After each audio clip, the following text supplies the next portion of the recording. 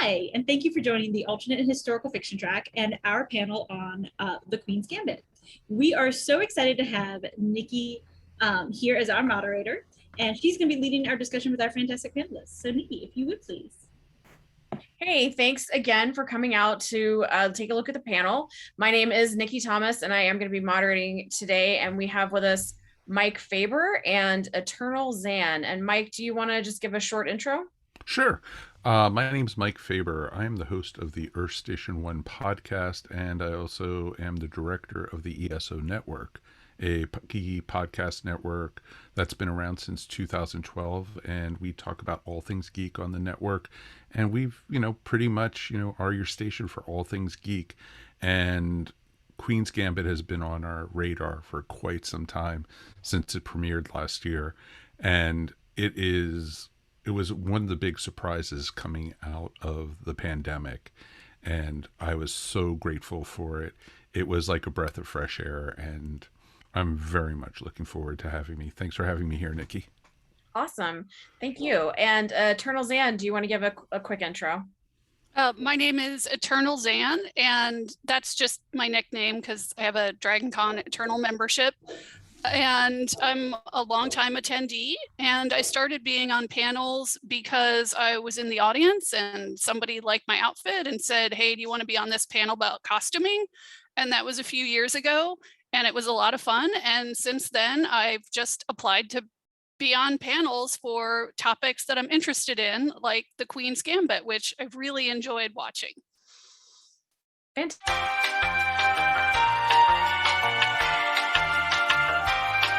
Okay, so I wanted to start off, as I was saying, at sort of 10,000 feet here with sort of the historical situation that we find ourselves in with Queen's Gambit. So chess, along with a lot of other things at this time, were really just a boys' club. And when it comes to Beth's participation in chess, how is she treated and how is she hampered? And how does that reflect society's pressures on women when they try to get into these boys' clubs? Sure. It was a real interesting period because this was the late 1950s, early 1960s where this story took place. And it was unheard of at the time of a young lady to become a chess master.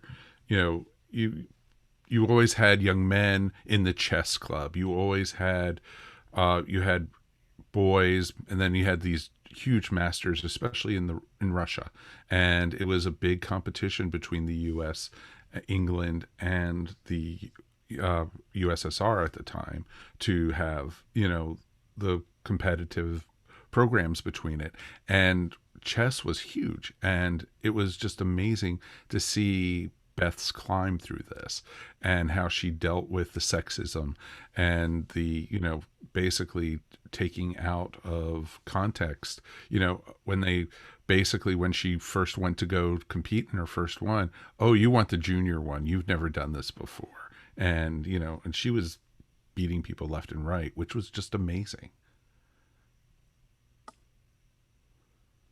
Okay.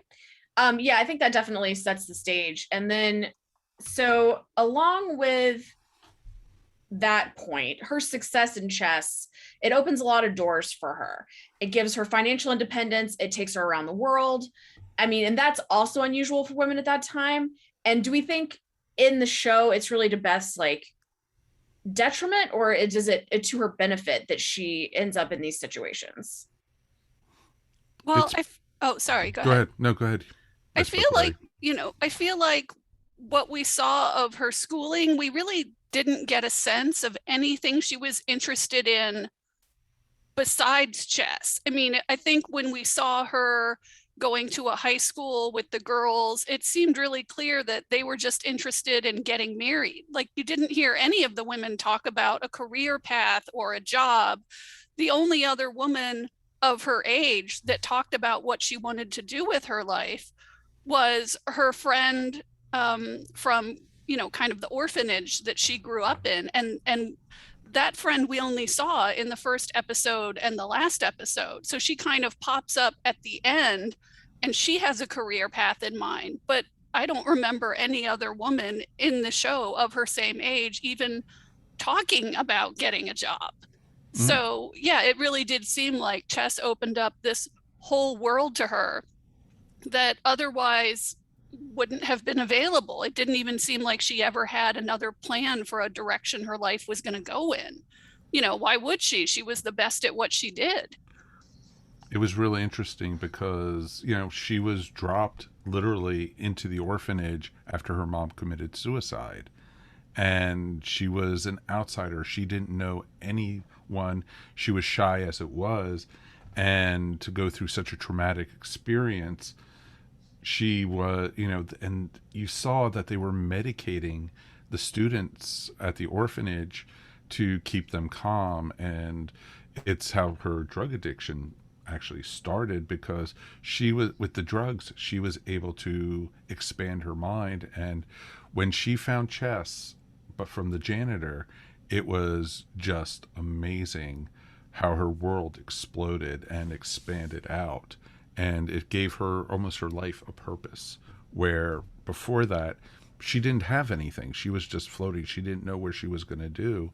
And she could have gone down a really bad path because, she had, all these very negative, influences at the orphanage. And her friend, who Zan was speaking about, was not a good, influence at all. Jolene was just not, a very positive role model at all. She was getting into trouble all the time. And, basically Beth was trying to emulate her for a bit. And then she found chess and she found her purpose. And I think that segues into, we spoke just before we were recording about addiction on the show. Do you think that addiction gets the Hollywood treatment in the Queen's Gambit? Like, is this like really an oversimplification, like a Hollywood version of the real battle that most people would face with addiction? Oh, very much so. Very, very much so. It touched on, her downward spiral as she became more successful. She was also very self-destructive because she had, the guilt of what happened to her mother, and then her adopted mother also, passing away. And, she was able to share a little bit of the success with the adopted mother, but, with her passing, then she didn't have anyone to keep her in check in some ways. And, if before that, even though she was stealing, she was stealing the chess magazines, she was stealing, drugs before that. And, it just kept on spiraling and spiraling. And then when she didn't have anyone to hold her back, she went deep into the pit. And it took basically friends to help pull her out, but they didn't show her go through any kind of recovery type thing. They just had her pull out. Well, I feel like the friend she stayed with in New York, he was definitely trying to help her. But yeah, it's not like we saw her go to a 28-day recovery program or anything like that. But what we did see, when you were saying about her best friend Jolene, I don't feel like we got very much, if any, of Jolene's backstory, but we did get the backstory of her birth mom and adopted mom, who were both very intelligent, talented women that couldn't make a career at what they were best at. I mean, honestly, at the beginning, I didn't even realize that her mom's death was a suicide. I thought it was an accident. So I feel that's what you were going. They were meaning to do that too. Yeah, they showed a little bit at a time with the series of flashbacks.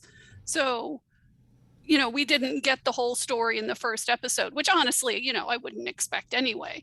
I feel like sometimes people, get frustrated when we don't have all the answers right away. But, a first episode, I feel like you're just kind of setting up the characters. And if you get all the answers, then, there's no story left to tell. But so I feel like a lot of the story was about, that she managed to find something, that she managed to find community, where unfortunately it didn't seem like her birth mother or adoptive mother ever did.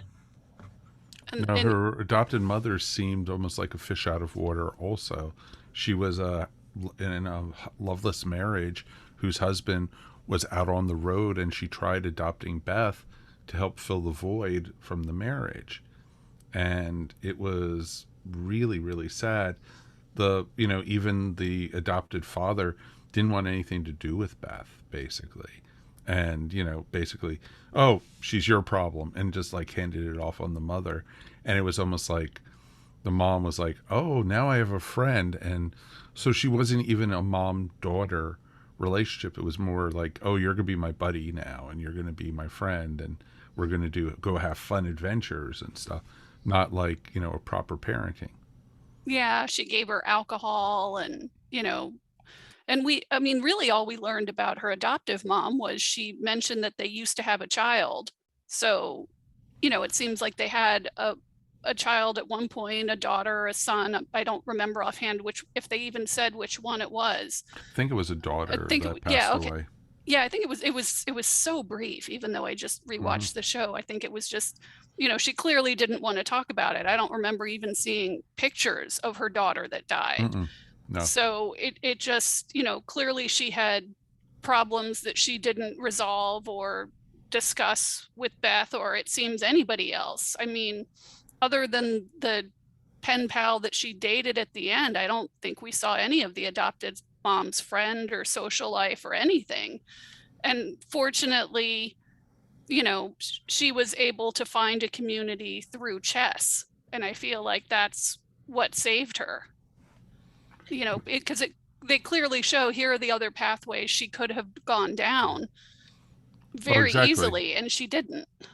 And it was interesting because like her rival Harry was, who she beat in her first time out, because he was the big local champion, and he ended up becoming, the, really helping her, becoming her moral support and everything, until her spiral down pushed him away. And he still had had such admiration for her that at the end he joined in with the rest of the group to help push her through into become a grandmaster, and which was pretty darn awesome. Yeah, and I think this kind of brings up an interesting question, is like, given her sort of start in life and how being adopted worked out for her, I mean, would she have survived or thrived really if she had been an ordinary person without this talent? No, not at all. No, she would have self-destructed. She probably would have gone the same direction as her mom. And that gets into the whole, was her mom bipolar? Because they didn't know about that back then and everything. Oh, it was basically oh, she's depressive, or she's a little manic, depending on what day they caught her on. And it was interesting to see with this where, I think Beth was a pure case of that she had her mom's mental illnesses. And she, that's why she fell into the alcoholic, drug addicted, path. And it was easy for her to go down to. But it was like the double-edged sword, because the drugs that she was taking helped enhance her mental capacity even more so. She was a genius. There was no doubt about it. But she needed the drugs to help expand her mind to picture and everything. I would have loved to have, because this went, I think, through almost the late 60s, and it would have been great to see, her experimenting with LSD or something like that to help, expand it and everything, just to see what that went through. But it was just awesome to see. So it's cool. Yeah, I think one of the things we were also talking a little bit about before we started recording was Bobby Fischer, and the child prodigy is definitely a concept that is, woven throughout the Queen's Gambit. With Beth and Benny, you see like both sides of that coin, the positives and the negatives. So what do you think about these gifted kids and the adults that they became?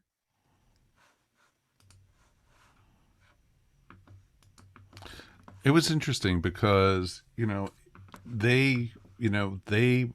she started, she was maybe 15, 14 at the most. And it was just interesting to see her become, as she was growing older, she was the child prodigy and such. But then, she lost her first match when she, was in, I think, Vegas.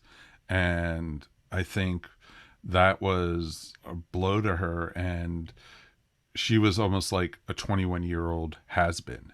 And because you have all this limelight when as a teenager, and everything is thrown at you, money and all the press and all this stuff, and then it disappears because you're a has-been, and she had to build herself past that. And that's what Harry was trying to do with her, and it was just interesting. And then when she went to New York to go and study there, and then building up towards the Russian finals, it was just amazing. And it's a typical what happens with most child celebrities, and it was a great way to show it. Building up, building up, building up, and then when you become older, you're not as cute, or you're not you're not something as special, because you're not the child prodigy anymore. Now you're expected to be an adult who is a grandmaster of chess or something. And it was just amazing to see. And she had to come to terms with that, but she also was coming to terms with her mom's death, and two moms' deaths actually. So it was just really interesting to see.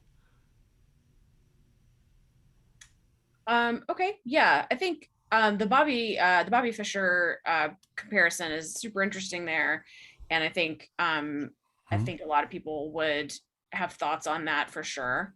Oh, very much so, because Bobby Fischer was the same way. He disappeared when he was in his early 20s. And people were expecting Beth to do the same thing in this show, and that would have been too predictable type thing.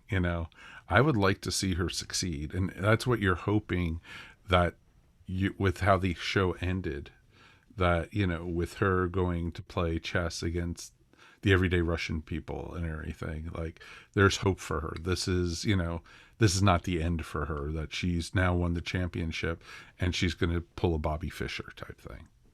So, not go into seclusion and, disappear. Yeah, I enjoyed the ending, where the ending was her playing chess, and again, being part of this community. And because I always worry a little bit when there's a main female character, that the ending is going to be she fell in love and got married. Like, that's the only possible ending if you have a female main character. And I really liked that they showed that she grew socially, and that she had friends and even a series of boyfriends. But the ending was about her finding community, not just like, oh, she got married and had a kid. I feel like we saw that in one of the early episodes, where somebody she went to school with did what she was supposed to do, got married, had a kid, had a cart full of alcohol and an infant. And like, her life clearly hadn't turned into what she thought it was going to be. Like, she was clearly unhappy with domestic life. And so I really enjoyed that for this show, that there were boyfriends, but it wasn't the goal. The goal was that she found herself and that she found community. And I was just really happy, really happy with that ending. I know a lot of people want a season 2, and of course I'd love one too, but if we never got a season 2, I'd be very happy with this ending. Exactly. And it would have been kind of defeatist, her ending up with the happy marriage, her ending up with Harry or whoever, and then, getting married and having a kid and being a housewife who played chess. I just don't think that would have been a good ending. I think this was more appropriate to end it with her being single, being on her own, and still not following the rules. She was supposed to go to the White House and everything to make it to the airport. Instead, she got out of the car and she just walked, and she ended up, seeing the street players, and she joined with them. And I thought that was so appropriate. I thought it was great. Yeah, I feel like a lot of what we saw is that she needed structure, because without structure, she didn't know what to do with herself. Without structure and a goal and something to plan for, she just went into a self-destructive spiral. So for her, as like for a lot of people I'm sure had this experience in the pandemic, where you're the pattern of your life changes radically. And what does that do to you when you don't have some place to get up and go every day, when you don't have a plan for the future? Then what happens? Hmm. Exactly. And, it was, this shows, that her future is uncertain. You don't know where it's going to end. And there's a whole world that they still can explore. And there's talk about there being a sequel and, another miniseries or whatever you want to call it. It was just, I'd be very curious to see where it goes, because it'd be kind of cool to see her ending up, end up playing a computer like, they did with some of the grand champions in the early 80s. And it would have been kind of cool to see something like that where they could go with it. Or, her becoming, jaded with chess or whatever. There's so much for them to explore. And it's really awesome to see. And I enjoyed it. The actress they had playing, her was just Beth, was just an awesome character. And the only other thing I had seen, Anna Taylor-Joy in before this was New Mutants. So it was a huge, big change for this. And I think I see big things for her. She was just awesome. Yeah, I hadn't seen her in anything before this, but since this, I did see her. I'm sorry, I'm blanking on it right now, but she was, sorry, I don't read a lot of romance books. I might need to go to IMDb. Does anybody remember the romance she was in where she played the lead? I want to say Pride and Prejudice, but I'm not sure if that's it. No. I have to cheat and go to IMDb to see what else she was in that I saw. But it was interesting. You also have to give some credit. Oh, Emma. She was in Emma. Sorry. You also have to give some credit to some of the supporting cast they had in here. You had Bill Camp as Mr. Shable, the gentleman who was the janitor, who was teaching her how to play chess. And he was playing against himself, because he never found a worthy opponent. And it was just, you had this little girl say, teach me how to do it. And within weeks, he was losing to her, and which was just awesome. And teaching her. And it was just awesome, And thank God they didn't go a path where he ended up being a creep or something really awful, which is pretty standard in a lot of shows this day. It was very pure in that way. And all he was interested in was showing her how to play chess. And that was just awesome. And it had such a good feel to it with the characters. It was just awesome. Yeah, I definitely worried about that too, where they're like, hey, let's go down into this, creepy basement with no supervision. Yeah, that I was worried about that too. That very easily could have just been a very dark turn. Yeah, there. It could have just been one more tragedy in her life that could have exacerbated her problems with drinking and drugs. And I'm really glad they did not go that route with this particular story. Would you say that that he really represented like a father figure for her, given that her stepfather was, or her adopted father was just not interested? Oh, definitely. Yeah. Especially in the last episode where she kept saying over and over again to reporters, she kept trying to get reporters to acknowledge him and give him credit. And, I feel like he probably passed away years before and everything. Yeah. At that point in the story, he had already passed, but we saw throughout the series that reporters would ask, how did you learn chess? And she would tell them, and she really wanted him to get credit. And they just wanted to take her picture and talk about her clothes. And we saw how she was disappointed in some of the articles that were written about her, because they were mostly about her gender and superficial things. And of course, she would have preferred that they write about her chess game. But and some of these reporters, honestly, they probably didn't know enough about chess to write a good article about chess without the knowledge of the game. But it seemed like it happened over and over and over again. And she was getting interviewed by chess magazines who could have given her teacher proper credit, and they didn't. So I really liked at the end that she, when she was in front of all those reporters in Russia, that she said, please tell me you're going to print this, promise me you're going to print this. And, how long did that take for her to get that printed in an article? Way longer than it should have, that's for sure. It was interesting too, because the janitor was her main positive role model for a male figure, like we've all mentioned before, and it could have gone very ugly if they would have had the adopted father being the male role model. He was never around. He didn't even know her. He didn't want to get to know her.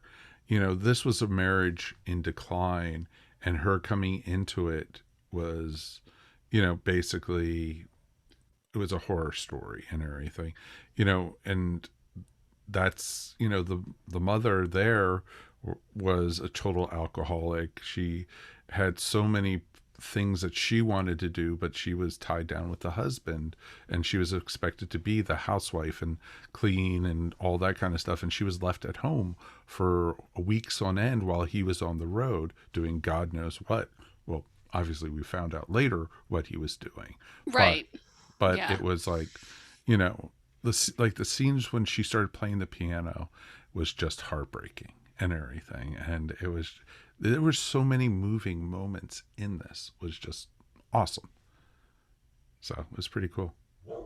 Talking about her relationship with her teacher being very positive, but her other relationships with men, with Harry and with Benny, like what benefits did she get from those relationships? And in what ways did those guys also fail her as she sort of goes towards the bottom of her spiral? I don't think any of those characters were strong enough for her. She has a very strong personality and a very strong will. And, she was hoping one of them would be there to continue her teachings, especially Harry, and well, actually Benny too.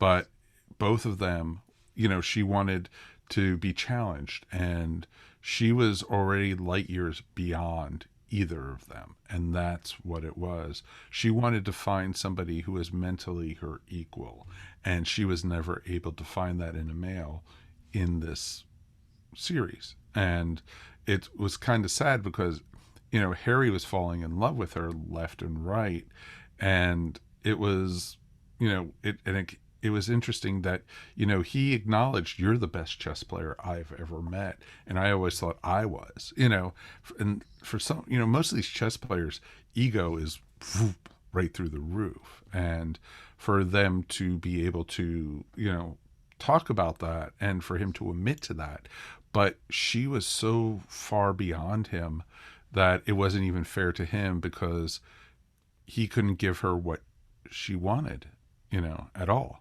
And that's what it was. And it took the combination of all her friends to give her what she needed for the final, for all of them to put the pieces together that would fill it up. And that's where it really came together.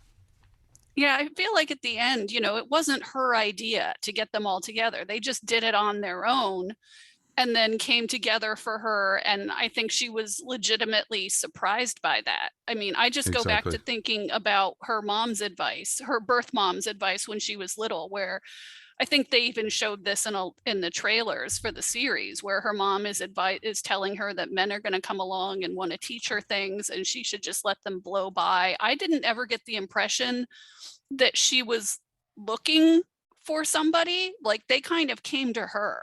I just think it was her natural talent that attracted the guys, and that wanted, it never seemed to me like she was chasing them. It always seemed like it was the other way around. Like she wasn't, I feel like she kind of, maybe in a way of protecting herself, she wasn't looking for the community that she found, but it found her anyway, kind of maybe despite her best efforts. And that's, that it took her a long time to accept being part of this community, that it just, it didn't come naturally to her. She was an enigma, and that's what fascinated all the men around her, but she didn't need them. She wanted companionship, but she didn't need them in her life to complete her and everything. Chess was the only thing that actually completed her. And you found that out early on, and it was real interesting to see. She was, basically going through, the steps, when Harry moved in, and it was just like, I don't need you here. You don't need to, you don't need to be here. It's not like, oh, I need a man in my life, type thing. That was never the case with her. Beth didn't need it. She, type thing. And that's what he, and there was times that she was right out cold to him. And it was just like, how much are you going to put up with, to be with her, type thing, instead of, what is she going to put up to be with the man?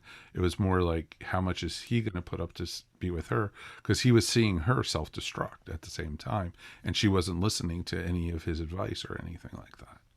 Yeah, I feel like when Beth when Beth experienced, or at least I should say, I don't want to say when Beth got emotional. I want to say when Beth expressed her emotions, because very, clearly she had a lot of emotions that she didn't express. But when she chose to express her emotions, it mostly seemed to be about chess. Like, we didn't see her fighting with her boyfriends, or, she seemed kind of detached in her personal relationships. Definitely at the beginning of the story, which was probably a way of her protecting herself against getting hurt and being abandoned. If she left them first, then they couldn't hurt her, but if by them leaving first. So Exactly. that just kind of seemed like that was just natural, given her upbringing and her life experiences, that probably leaving someone, even somebody she cared about deeply, was probably easier for her than staying. Staying would have been more difficult because she hadn't had a permanent, lasting relationship in her life. Even, the relationship with her adoptive mom, I felt like eventually could have been successful, if her mom hadn't passed away. I don't think her mom was going to have abandoned her. I don't think her adoptive mom would have ever abandoned her. Her adoptive dad, sure, he would have. Well, if you think about it, it was a chess move. She was trying to be the aggressor, trying to basically get the first moves in and try to stay ahead of any relationship before she got hurt, before she became attached. And it was really interesting how chess played into her personal life so much, and her attitude and views on people and relationships, or her morality, because her morality wasn't, she was no angel. She definitely was no angel. So it was just really interesting to see. Kind of expanding on that, when Beth is in New York with Benny and she's training for Paris, it's one of the sort of the few times that you see her in what you might think of as like a typical or a normal social situation. And how does that affect her, do you think, or does it affect her at all? Are you referring to I'm sorry, I'm blanking on her name, the female friend of Benny, the model? Well, just the New York trip with Benny when she was training for Paris. So, and the normal social situations you see her in during that time. Well, it's interesting because if you think about it, she's a small town girl. She's from little town Kentucky, and going to New York, it's a whole nother world that she's not used to. When you think of, oh, I'm going to go with Benny, I'm going to his place in New York, and it's this little basement apartment that, is next to nothing. And you could see the disappointment on her face completely. And it was real interesting to see, that come across, and her dealing with it. She was like ready to leave the second day. Oh, I'm not staying here. I'm not going to do this type thing. I don't need to be this. But Benny was able to convince her, and the people around him that he associated with fascinated her, because these were people like she had never experienced before. This is still a lot of the beatniks and a lot of, the folksters, as they used to call them, for the folk artists and stuff. And she was experiencing a whole new world. And that was fascinating to her. And that was pretty awesome. Yeah, she wasn't in a vacuum. Like, you know, No, exactly. when they tell you, oh, this is 1958, this is 1959, and they refer to popular musicians of the time and, you know, what's going on in the world at that time. So yeah, I feel like you experienced the world through her eyes. And I know, you know, the 60s is often viewed of this time as when a lot of people lost their innocence, or, you know, at least the people who were growing up in that age. There was kind of a before and the after of the 1960s, and we really got to see that with who she met and how they interacted and what their political beliefs were and how that affected the path that they decided to go on with their life in terms of careers. Exactly. And it was just really neat. And then it was neat, you know, because the very opening scene was her in Paris. And, you know, her being in the midst of a very downward spiral and being, you know, drunk and realizing that she just waking up and, oh my God, I have a game in 15-20 minutes. I got to get down there. And, you know, her literally rushing down there and facing then one of her biggest rivals who she's never beaten before this point. And so it was really neat. And then you see how she got to that point. You're like, whoa, you know, this is pretty amazing to see. But I'm glad they didn't do the flashbacks and, you know, like did the Lost thing or something, you know, going back and forth and such. Yeah, when you were saying earlier about that she needed the drugs to be able to visualize, do you really think she needed them? Or do you just think that she thought she needed them? Because she started tranquilizers so young. I feel like she didn't, like, to her, chess and tranquilizers entered her life at the same time. I never felt like she actually needed drugs or alcohol to be better. I feel like she would have been better without them, but she didn't know that because to Well, her they were so intertwined. I agree with that. And that's to some people, you know, some people who are creative artists, they need to be drunk to be able to do their artwork, or they need to be stoned to be able to play the guitar, or they need to be on tranquilizers to play chess. You remember the scene, you know, she became so addicted to the tranquilizers that when she tried to break into the pharmacy in the Mm-hmm. orphanage. And it was an amazing scene that, you know, just showing, you know, how strong of a hold the drugs had on her. And she obviously had a very addictive personality, hence how easy it was. And it was neat to see that evolve as she got older, that she then became dependent on alcohol. She became, you know, I was like telling my wife, I was like thinking, I wonder if she's even going to become addicted to sex or something, you know, something to keep it going. You know, everyone needs that kick to keep it going. And that was for her when she tried going sober, she felt like she lost her edge with seeing the chess pieces at night, or seeing, you know, different, or being able to have the tactical advantages. And that was what was interesting about her character, is to her she needed it, and to some people it does. Yeah, I feel like she didn't, like, her mom, you know, clearly was was on things. Like, it seemed like probably mostly alcohol, but she was so young that I don't think she had a concept of what addiction was until she herself became an addict, because she didn't, you know, when you're that young, your mom is just your mom. There's no separation between the drugs and your mom. She's just your mom. And so, you know, her friend Jolene was kind of trying to gently warn her, but we saw a lot of the stuff that Jolene taught her and how innocent and how young she was when she came to the orphanage. So I feel like she didn't really see anybody go through the whole journey of becoming addicted and then breaking the addiction and then living a sober life. She never saw anybody do that in her life before she herself did it. So she didn't have a roadmap in front of her, really, is kind of how I felt like it. Like, a lot of things she wasn't taught, she just learned through experience. You know, they didn't have a Just Say No campaign in the 1950s. Like, she wasn't getting this information from anywhere else except the people in her life. Well, you have to realize up until like the early 70s, it was very mainstream for people to have a drink as soon as they came home from work, or go for happy hours, with work, for business meetings, and to have like what in Mad Men, 3 martini lunches and stuff like that. It was standard. It wasn't thought badly about or anything. So when she started getting into the drinking and stuff with her mother, it was a-okay at that time. So, it just really was pretty amazing to see.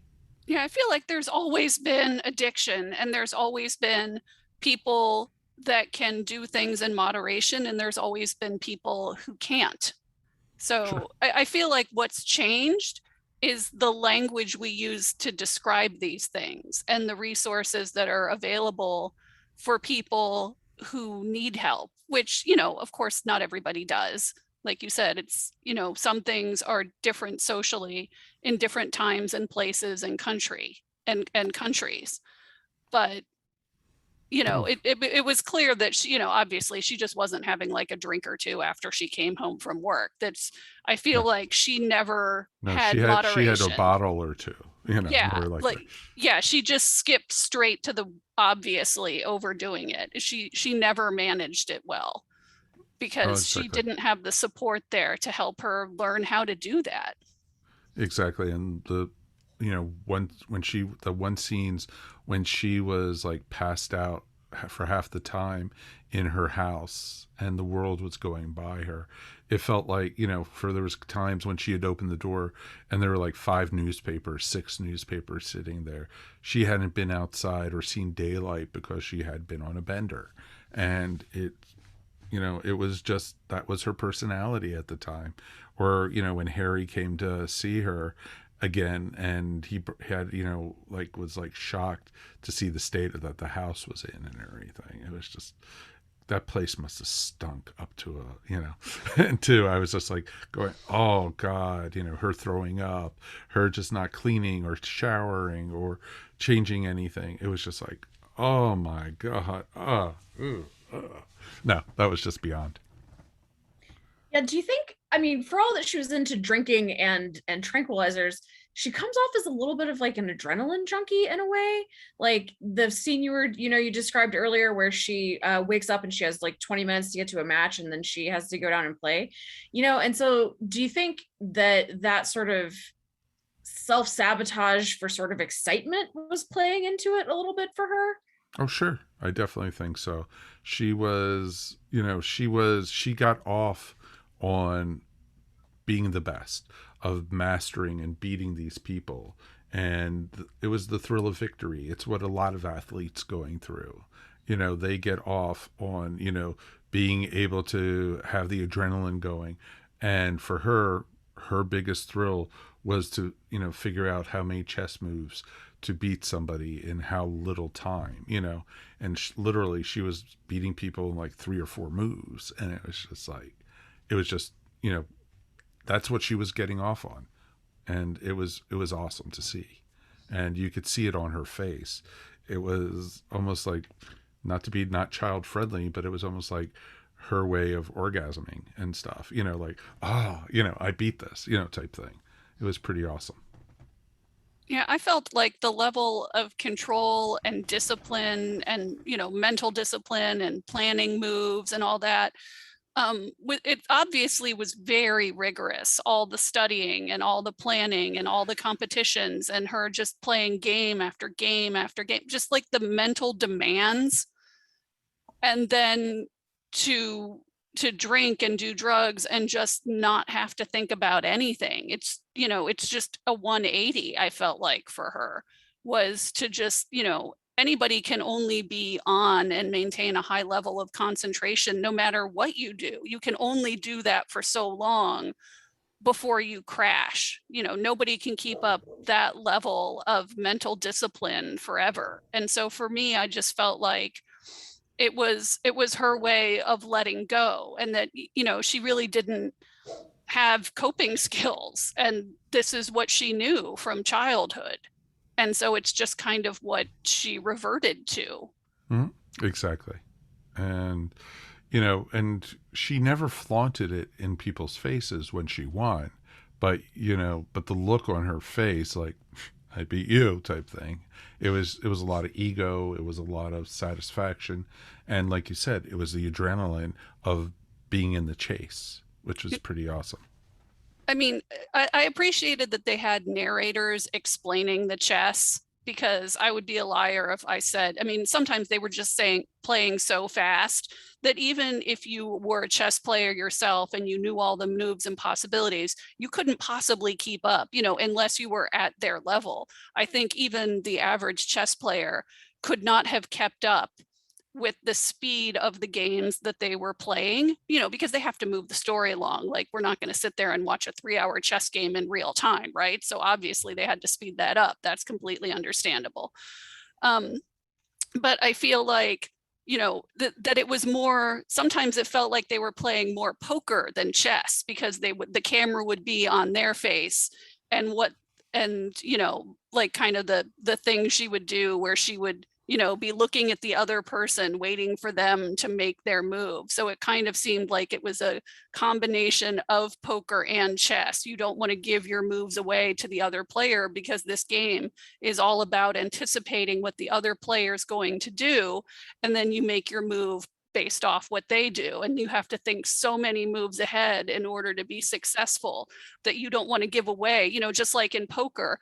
You don't want them to know what you're planning in poker, and you certainly don't in chess. Otherwise, they could counter what you're about to do.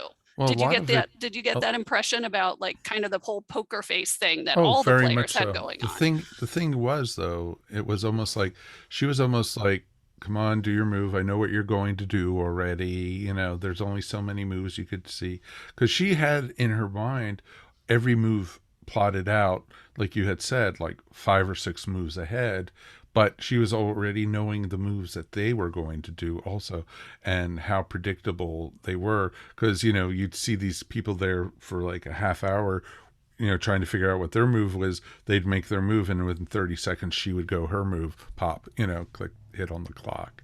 And that was just amazing. And they were like, "Are you sure that's what you want to do?" It's like, "Go." It's like, so it's pretty awesome. Okay, so we have just like 5 minutes left. And I think the thing I wanted to close up with was, what do you think was the message of the last chess game with her playing in the park in Russia? Like, what do you think we were meant to take away from that being the last game? You mean the game with the Russian, or the games on the street? Street. In the park, yeah. In the park. Okay. Go ahead. Yeah, I think I kind of touched on this before, but that the game in the street was less about her, was less of, for the game in the street, I think it was just for her pure enjoyment. I don't think she was looking at the older gentleman on the street thinking, I'm going to beat this guy. I mean, she probably was going to, obviously. She just won the world championship. She could take anybody at that point. But I think it was more about her, being able to find a community wherever she went in the world, and being part of something. And that she had kind of finally found not only her place, but self-acceptance in her place, which was obviously very difficult for her throughout the whole story. So at the end, I think there was just happiness and contentment that she had finally found after looking so long for it. That's what I took away from it. For my thoughts, it kind of felt the same way what Zan was saying, and it was almost like she had just beaten her longtime rival. This was her chance now to, bask in the glory, but also at the same time take a few steps back and be able to explore, this is just how life is. It doesn't have to be championships all the time. Let's enjoy chess for what it is. and her coming, you know, I'm going to do things on my terms now. You know, I've beaten everybody. I don't need to, you know, prove myself to anyone anymore. This is where I'm going to go. You know, she had the opportunity to take the next flight out, like I said earlier, to be at the White House to meet the president. She'd rather be playing chess. This is her thing, you know, and, you know, she'll get there eventually, and but she wanted to do it on her terms. And that's what I felt like this was what it was about. That she was at a place in her life now. She has a support system with her friends back in New York. She has, you know, she actually has, she's not all by herself anymore, but she proved to herself that she could do whatever she sets her mind to it. Awesome. Well, thank you guys so much for participating in this conversation with me today.